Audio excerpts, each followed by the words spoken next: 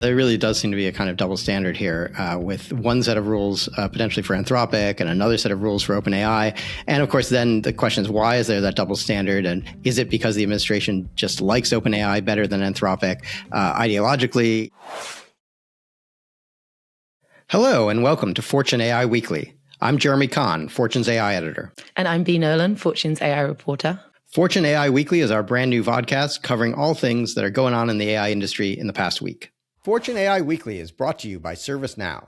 ServiceNow's AI specialists do the work, start to finish, so people can do the parts of the job they're best at. To learn more, visit servicenow.com. So this week, B, you're coming to us from Geneva, Switzerland, where you've been attending the AI for Good Summit. Can you give us a sense of what the mood's been like there? Yeah, I'm in a slightly nondescript hotel room at the moment in Geneva, in Switzerland. Switzerland very happy, by the way, at the moment, because they just managed to last week knock Colombia out of the World Cup, and they're in the quarterfinal as we're recording this. But yeah, I'm here for the UN's AI for Good Summit, which is a really interesting summit because it brings together like policymakers as well as like tech executives, and then a lot of people trying to do humanitarian work with AI. So there's been some really interesting conversations. Yeah, a lot on the table. But yeah, what have you been focused on this week while I've been running around Geneva? So one of the big stories this week has been that OpenAI has released GPT-5.6 to a wider group of users. Initially, when they revealed this model a few weeks back, they said that the U.S. government had requested that they only share the model with a set of trusted partners who were going to use its full capabilities, including for cyber defense. And the U.S. government had apparently told OpenAI that they wanted to approve each and every one of those users individually, or at least each of those organizations individually. And now, as of yesterday, Thursday of the week we're recording this, OpenAI let the model be released to the general public. So that's been a big story.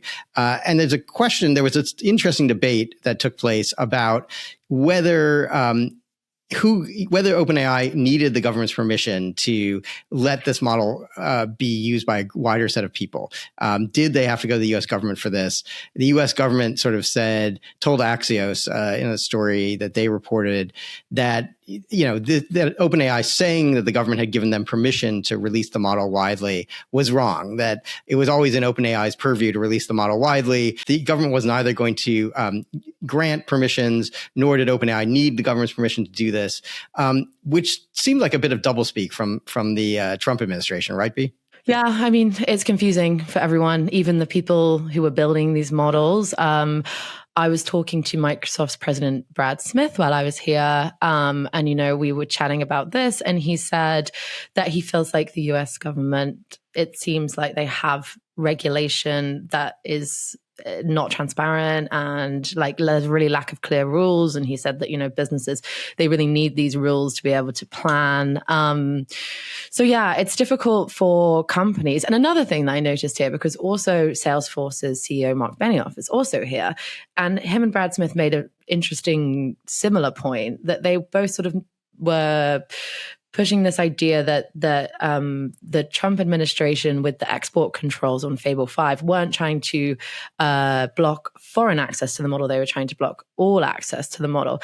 And it made me think of something that I hadn't really considered before, which was that this is a confusing policy, yes, but it's also quite bad for these businesses, right? Like they sell internationally, they sell to a global audience. And if it's difficult to sell these products, if their customers are so worried about whether or not they're going to be revoked and things like that. So yeah, it's the policy out of Washington continues to confound even those making the models themselves. Right. Yeah. I mean, I think it's interesting that we have this kind of, and Brad Smith made this point, I think, in his conversation with you and in the story you wrote about that conversation, that you have essentially a kind of de facto licensing regime, but the administration won't call it a licensing regime. And because they won't call it a license regime and don't want to call it a licensing regime, they also won't put any transparent rules around this, which, yeah, again, it makes it very very hard for these companies to know what they're supposed to do, what's allowed and what's not allowed. And to your point, B, it makes it for all the customers of these companies all around the world who want to adopt these models, it makes it very difficult for them to decide to do so, because if they're going to put this into some critical business process, they don't want, they want to know that they can do that reliably and not have the model pulled for some unclear reason from by the U.S. government. And of course, just as we were sitting down to record this vodcast, there was some other interesting news that came out that sort of just underlined how sort of not transparent this whole policy the U.S. government is. B, why don't you tell us a little bit about what just happened? Yeah, this is super interesting because the UK's AI Security Institute ran some tests on OpenAI's 5.6 model, and they found that it had these jailbreaks, these universal jailbreaks that could potentially unlock these quite dangerous cybersecurity capabilities, which, OpenAI says this model is competes with Mythos, so is potentially quite dangerous when it comes to cybersecurity risks. And yeah, I mean, this is the same kind of thing about exactly why they slapped export controls on Anthropic. So what is the US government going to do with this report? I mean, we don't know. For full disclosure, we're recording this on Friday, so this might have changed by the time you're listening to it. But how does the US government respond to the same threats from OpenAI that it does from Anthropic? Like, I don't know. What do you expect them to kind of do here? Yeah, there really does seem to be a kind of double standard here with one set of rules potentially for Anthropic and another set of rules for OpenAI. And of course, then the question is, why is there that double standard? And is it because the administration just likes OpenAI better than Anthropic ideologically? Is it because Greg Brockman, who is high up at OpenAI, is a big donor to Trump-related causes? Or is it, actually some difference in model capabilities? Again, we don't know. And I think that's a big problem for the policy. Well, federal AI policy is still a bit of a mess. We did see some movement at the state level. There was a new Illinois bill, sort of joins California and New York. They also have these AI safety bills. I feel like you looked at this more closely than I did. What did you make of the Illinois? Well, we had Illinois pass an AI safety bill, basically joining New York and California as the states that have created bills that are really around AI safety. A bunch of other states have created bills that created laws rather to deal with different kinds of AI harms. But when it comes to sort of the catastrophic risks that AI might pose, it's really 3 states now, California, New York, and Illinois just joined them this week. And what's significant in particular about the Illinois law is that it mandates third-party auditing of the frontier AI labs safety procedures, and safety testing. Because right now, most of the time, these labs are sort of grading their own homework. They set the safety framework, they assess themselves about their safety framework, they publish the reports on whether they met their standards or not. They decide whether they, the risks, where they fit in their various risk frameworks.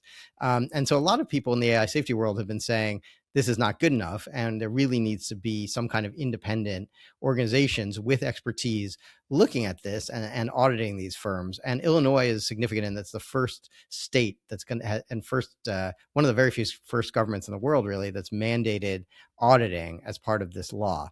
And this is going to apply to the frontier model companies like OpenAI, Anthropic, Google DeepMind. It's basically anybody who trains a model that is more than 10 to the 26 flops of training compute used, which would basically take in most of the frontier models.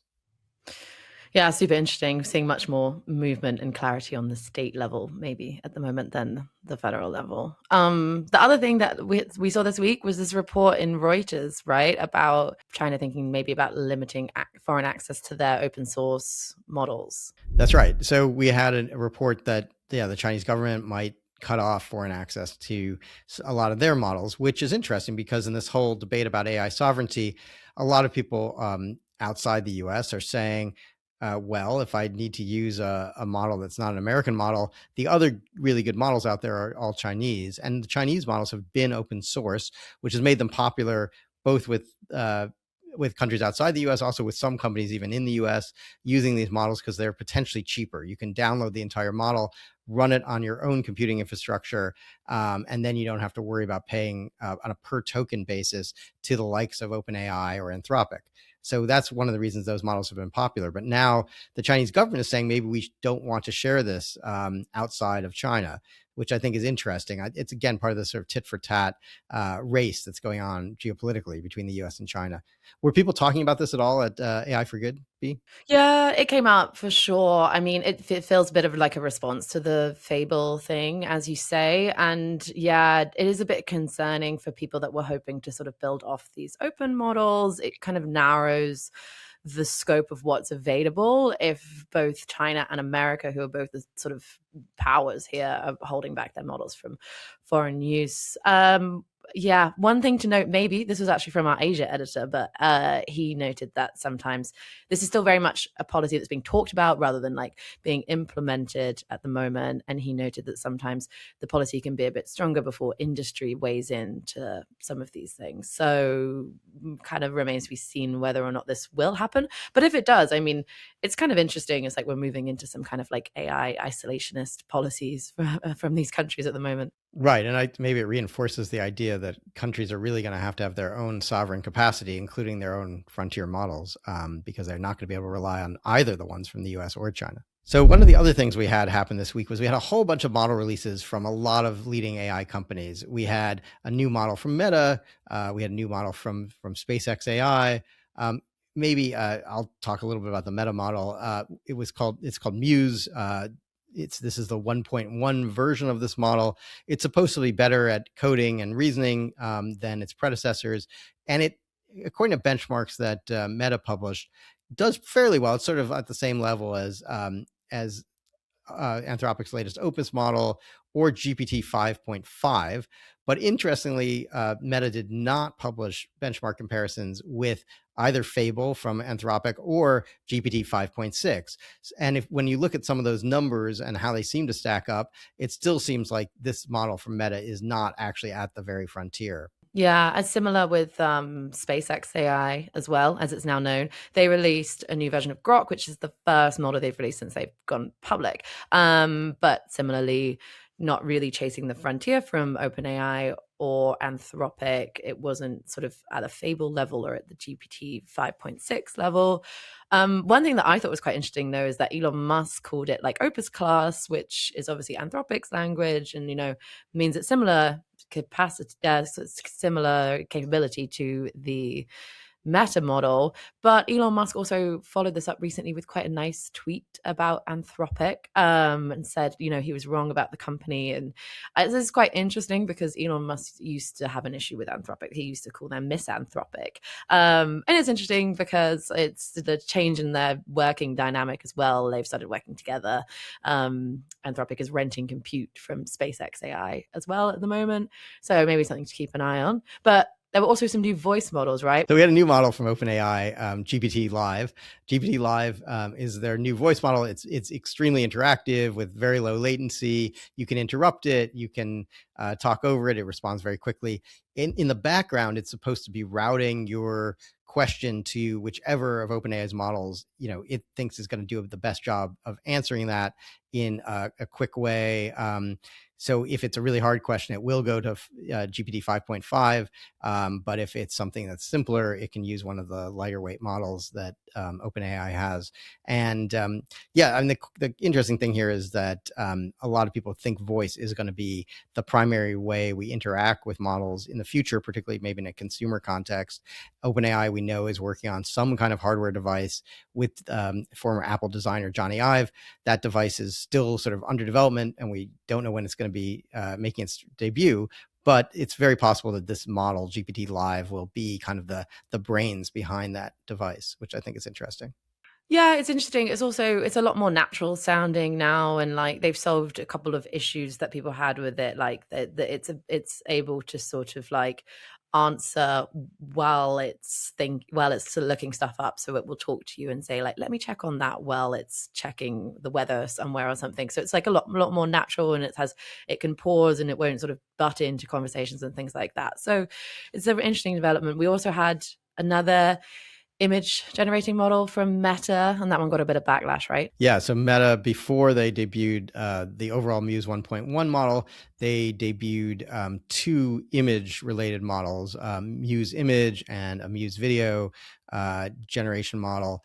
And this was controversial, particularly the image generation model, because they basically created a system where anybody who has a public-facing Instagram account, anybody else, any other user of this model can tag that account and then take images from that account and then use those images to create new images with the AI system. So obviously that's something a lot of people were upset about. They didn't want the idea that they could have these photos shared and then someone else take that photo and do whatever they want with it, put it into any other kind of context without permission. So there was a big outcry about this, but Meta has so far not changed this policy. You are opted into this by default. There is a way you can go into your settings on Instagram and change whether these photos can be reused by other people, and you can toggle that off. But it's toggled on as a default. So, a lot of people were saying they were trying to figure out how to go in there and change their settings this week. And the other thing is if your account is private, it this doesn't work. So I guess a lot of people might make their accounts private, which probably Meta doesn't really want. It wants a lot of public accounts. Yeah, interestingly, also not Meta's only privacy issue at the moment. There's been a lot of backlash towards the Meta AI glasses for several reasons. I mean, one is just that it's not so obvious that people are being recorded because they can record. I see this stuff on TikTok, people running up to people and recording these conversations through the glasses, and the other person doesn't know they're being recorded, which creates these privacy issues as well. But also because they're AI enabled, they can sort of identify things themselves as well. And yeah, they're just getting a bit of backlash that people think it's a little bit creepy, maybe. I don't know. What do you make of them? Yeah, I mean, it is creepy, right? It's like the idea that everyone's going to be recorded. With the glasses, I think one of the issues is there's a tiny little light that shows if the glasses are recording, but there's this whole cottage industry of people going in and removing that light, which apparently you can do. There's kind of, you can kind of hack the glasses, jailbreak the glasses, as it were, and then the light doesn't go on, so you can't tell if you're recording at all. There was some talk, Meta said, about changing the way the glasses are designed to make it much harder to tamper with this recording light. But at the same time, Meta was also talking about a new version of these glasses that might be even more invasive, that essentially you might not be able to turn off, that would be on constantly, always recording everything you do. And there's a big question about why Meta, who wants this? What is this for? And some speculation is that Meta is doing this actually just to gather more data to train its own AI models for the future. That this isn't really about some great convenience for users, but much more about what's convenient for Meta in terms of gathering data. Yeah, I'll be interested to see what OpenAI come up with as their hardware device, and if people prefer that to kind of the glasses way that Meta is going at the moment. Well, moving on to our last item, the brain food item, which is for those who've been following along with the vodcast, the final item of the VOD. So for Brain Food today, we're going to talk about the fact that Anthropic had this research out talking about something called Jailbreaks, which they say they discovered in AI models. And the key here was that they were saying it's a little bit like part of human consciousness. And Anthropic is a out of all the leading AI labs, they're the ones who seem to want to talk about the models being conscious, right, Bea? Yeah, I mean, we've seen this more from Anthropic, I think it's fair to say, than any of the other companies. I think that some leaders have said, there is a possibility that this may be conscious in the future or be showing signs of it now. It's something that Anthropic really seems to want to engage in. Yeah, it was a kind of neuroscience description of what they found. So they said that this thing called the Jailbreaks is a place inside these large neural networks that the models use to figure out what they're going to say next, and that the models can kind of access that space, and they can then from that sort of choose, what am I going to say, what am I not going to say, and you can ask them the model what it's thinking about, and it accesses what it's thinking about to answer that question from this Jailbreaks. And the idea is that this is very similar to something that cognitive neuroscientists say exists in both humans and at least other mammals, which is called the general workspace. And the idea of the general workspace is that you have neurons that are dedicated to this kind of processing of information that you're going to act or that you're going to verbalize. But it exists there before you verbalize it, but you can access it. So the idea is that if you ask somebody, what are you thinking about? And you tell me, what are you thinking about right now? What are you thinking about right now?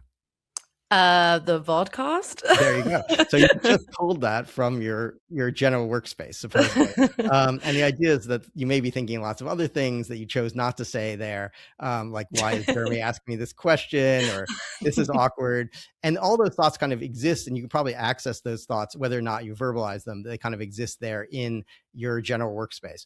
And the idea is that Anthropic saying its Claude models have this same kind of thing, although it has not exactly the same configuration, but it's in this thing that they're calling the J space. Now, they asked some cognitive neuroscientists what they thought of this paper, and they had an interesting view. Some of them, they were enthusiastic about parts of it, but they were warning that, it's dangerous to sort of use the word consciousness around this, that this is a particular aspect of consciousness that neuroscientists talk about, which is called access consciousness. Do you have access to your own thoughts, essentially? But that this is very different than what's often called phenomenal or phenomenological consciousness.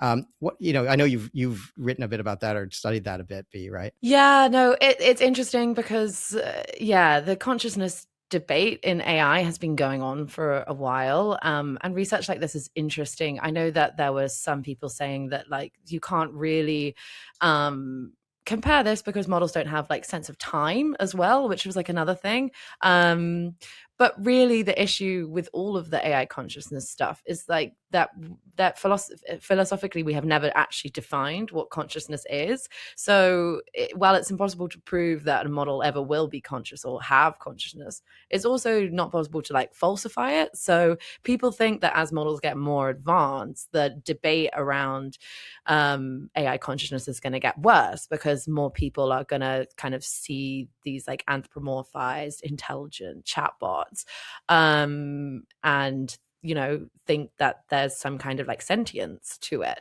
I don't know that philosophers very much would agree with the view that machines can have consciousness in this way.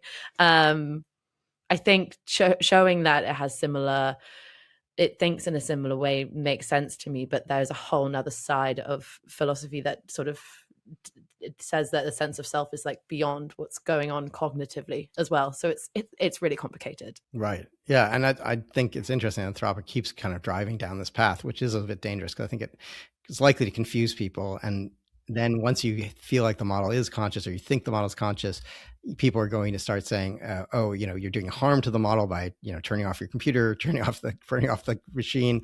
It creates all these, demands for rights for models. It opens up this whole can of worms, which Anthropic seems very intent on wanting to open up. It's kind of interesting. And there were other cognitive neuroscientists I saw saying, this is a really interesting paper, but why did you try to sort of anthropomorphize this? Why, it would have been fine to just talk about the J space without trying to say it's equivalent to this other thing, the general workspace in biological beings. So it's a really interesting debate. Yeah, I mean, interestingly, DeepMind has recently hired a philosopher as well. And like, I think part of that is to look into this consciousness thing. They're not really highlighting it as much. It's sort of about making models ethical.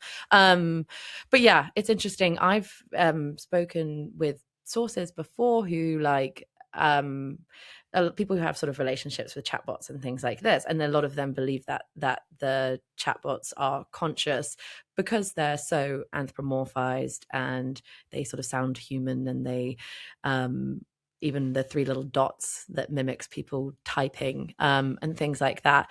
And yeah, I do have concerns about, especially if models start telling users that they might be conscious. I think that that's quite risky to the users on the other side. But yeah, that's certainly not what Anthropic is suggesting in this paper. But yeah, this is a whole debate. This is, there's a lot to this. Yeah. And speaking about not having a sense of time, I think we're out of time for today. But thank you so much. And if you like what you heard, please like and subscribe. Thanks. Yeah, thanks for listening.